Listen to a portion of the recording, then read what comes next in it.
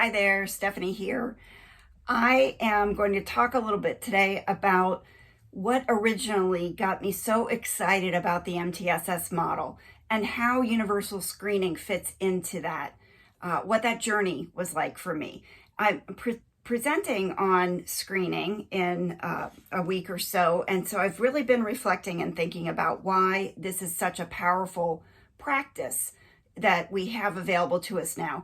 Maybe this seems so powerful to me because I started my career in a time where we didn't have universal screening. So I'm going to call this video RIP IAT. So rest in peace, Intervention Assistance Team. People perhaps don't use that terminology, IAT, anymore. They use Teacher Assistance Team or Teacher Support Team, something along those. Teacher-based team is the other way I hear it termed. Basically what we used to do, literally, I had a sign on my office door that had 30-minute sign-up spots. I was in the building twice a week, and so teachers could sign up for a slot with the intervention assistance team. This was a group of people who were from various grade levels, related service, and so forth. I, as the school psychologist, was part of that team. And if a teacher had a concern about a student, they would sign up for a slot with the intervention assistance team, and we would get together and problem solve about that student. So what was problematic about that, and why is universal screening better? Well, first of all, there were so many students in the system I worked in who were at risk, who were struggling readers, that the sign-up sheet for the entire school year would be full by about mid-January to mid-February. We never got to every student who was a struggling reader. That's just the fact. There were students who were sent on to the next grade level without getting intervention support. Another thing that was problematic about this is there was variation in the frequency or rate at which teachers would refer to the intervention assistance team. Some teachers just didn't like a team being in the business of their classroom. Some teachers never referred girls.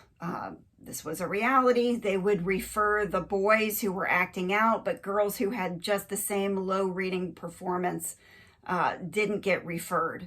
And so the gap in their skills got greater and greater over time. Another reality is that every time that intervention assistance team met, regardless of the referral concern, it was a math concern, it was a behavior concern on the face of it, we would end up talking about reading.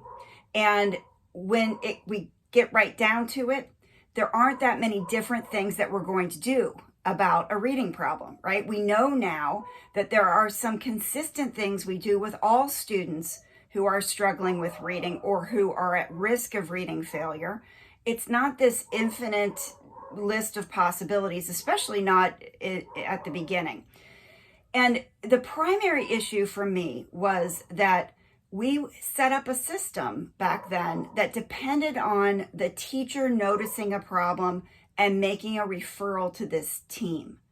This is the real value of universal screening. We don't have to wait for the student to fail at reading.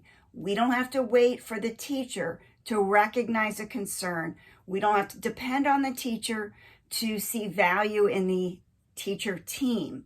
We can screen every student 3 times a year, starting in kindergarten, find out who's at risk, and not only identify individuals who are at risk, but identify entire systems that are at risk so that we can do the planning as a grade level team for making sure we get that tier 1 classroom reading instruction right from the get-go for every single student. So rest in peace to the intervention assistance team.